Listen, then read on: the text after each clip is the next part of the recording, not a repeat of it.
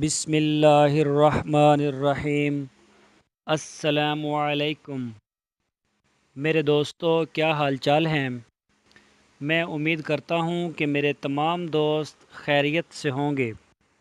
ہماری اللہ تعالیٰ سے دعا ہے کہ اللہ تعالیٰ تمام مسلمانوں کے حال پہ رحم فرما اور سارے مسلمانوں کی جائز ضروریت کو پورا فرما۔ تو دوستو، آج ہم آپ کے ساتھ ایک نئی ویڈیو شیئر کرنے والے ہیں۔ جیسا کہ میں نے پہلے بھی ایک ویڈیو میں آپ کو طریقہ بتایا تھا سیلیج بنانے کا، جانوروں کے لیے چارہ خشک کر کے جو محفوظ کیا جاتا ہے، اس کا ایک دوسرا طریقہ بھی ہے جو اس سے کچھ آسان ہے اور سادہ ہے، تو آج ہم اسی کے بارے میں بات کریں گے۔ تو دوستو، سب سے پہلے جتنے بھی میرے دوست ہیں جن کی ہم ای میلز یا کومنٹس وغیرہ کا کوئی جواب نہیں دے سکے، کوئی رپلائی نہیں دے سکے، ان سے معذرت چاہتے ہیں۔ دوستو، آپ کی رائے میرے لیے قابل احترام ہے اور میری پوری کوشش رہے گی کہ میں اپنی گزارشات کو زیادہ سے زیادہ افراد کے لیے قابل عمل اور مفید بناؤں، اور اسی تحقیق کے لیے میں دن رات ایک کیے ہوئے ہوں، مسلسل محنت کر رہا ہوں اور ایک سے بڑھ کر ایک جو ہے وہ کھوج لگا رہا ہوں، اور یہاں تک جو دوست ہنرمند ہیں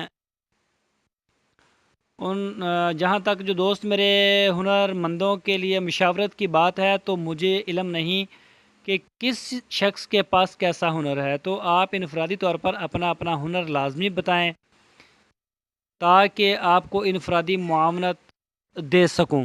مجھے کافی دوست جو ان کے آتے ہیں ای میلز وغیرہ بھی یا واٹس ایپ کے اوپر بھی کہ طارق بھائی آپ ہمیں بھی جو ہے نا، ہم تو کاروباری نہیں ہیں، دوسرے پیسے والے نہیں، ہم ہنرمند ہیں، درزی ہیں، یا ہم کوئی ورک شاپ کا کام کرتے ہیں یا بجلی وغیرہ کا کوئی کام کرتے ہیں، تو ہمارے لیے بھی آپ کوئی نہ کوئی ایسا کاروبار بتائیں۔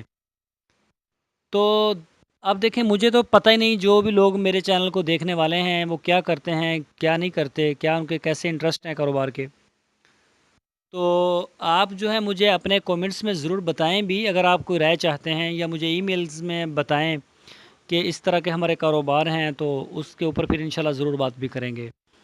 تو دوستو، سب سے پہلے میں اپنا تعارف کروا دوں، میرا نام ہے طارق محمود اور آپ دیکھ رہے ہیں ہمارا YouTube channel decent God form. تو دوستو، آپ سے ریکویسٹ ہے چھوٹی سی، آپ ہمارے چینل کو سبسکرائب لازمی کریں اور ہماری ویڈیو کو لائک کریں اور اپنے فیس بک اور واٹس ایپ کے گروپس میں لازمی شیئر کرتے جائیں۔ تو دوستو، چلتے ہیں اپنے اصل ٹاپک کی طرف۔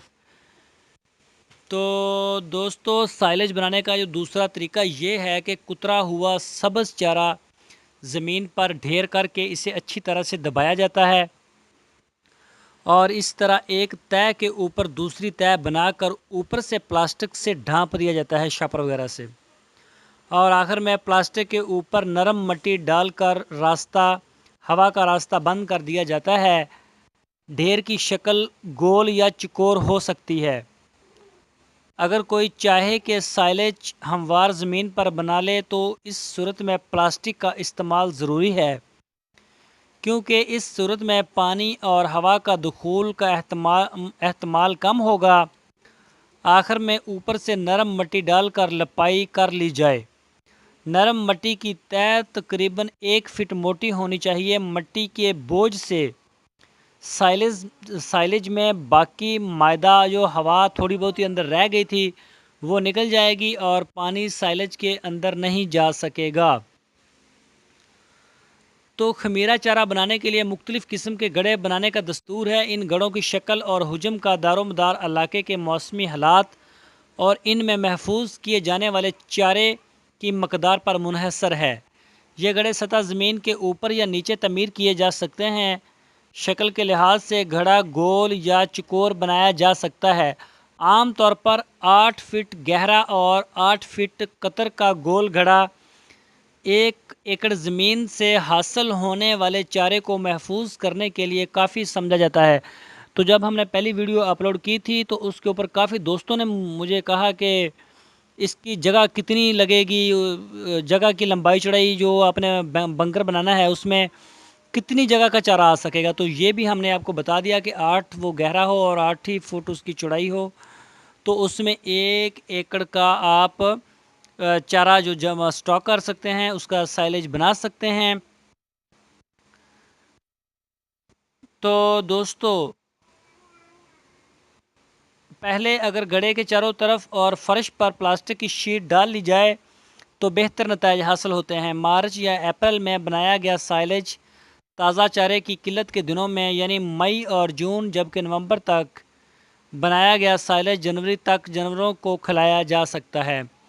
چارے کی تقریباً تمام فصلیں خمیرہ بنانے کے لیے استعمال ہو سکتی ہیں، لیکن مکئی اور جوار اس مقصد کے لیے نہایت موزوں تصور کیے جاتے ہیں۔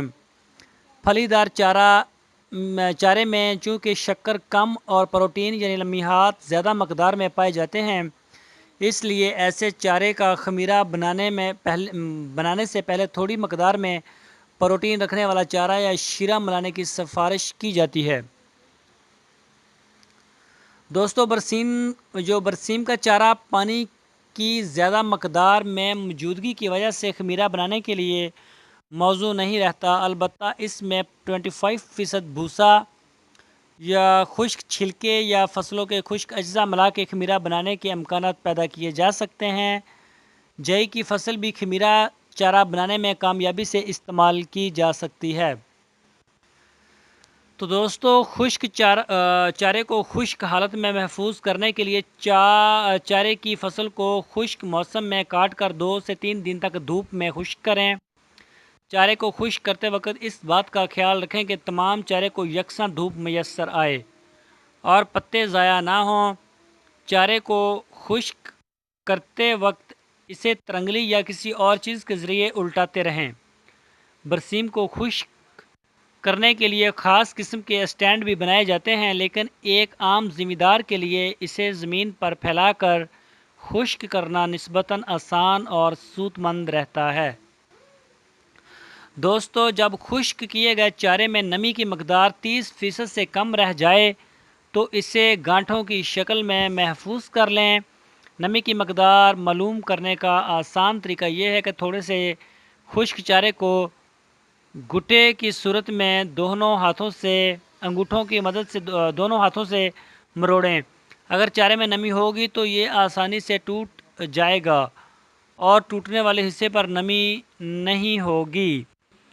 تو دوستو یہ ہے آپ کے ساتھ ہم نے شیئر کیا زمین کے اوپر سائلیج بنانے کا طریقہ۔ اس کے اوپر اتنا زیادہ خرچہ نہیں آتا، اس کے لیے آپ کو وہ بنکر وغیرہ نہ نیچے بنانا پڑتا ہے نہ اوپر بنانا پڑتا ہے۔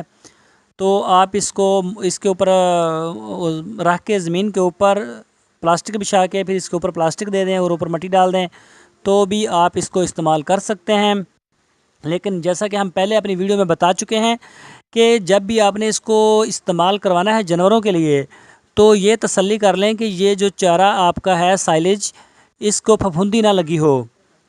تو اگر پھپھوندی لگی ہوگی تو پھر وہ جانوروں کو نقصان دے گا۔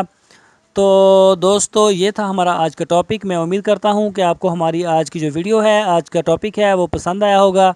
تو آپ سے پھر وہی جاتے وقت ایک ریکویسٹ ہے کہ آپ ہمارے چینل کو سبسکرائب لازمی کریں، ویڈیو کو اپنے دوستوں کے ساتھ فیس بک اور واٹس ایپ کے اوپر شیئر کریں۔ تو دوستو پھر ملیں گے ایک نئے ویڈیو کے ساتھ، تب تک کے لیے ہمیں اجازت دیجیے۔ اللہ حافظ، اپنا خیال رکھیں۔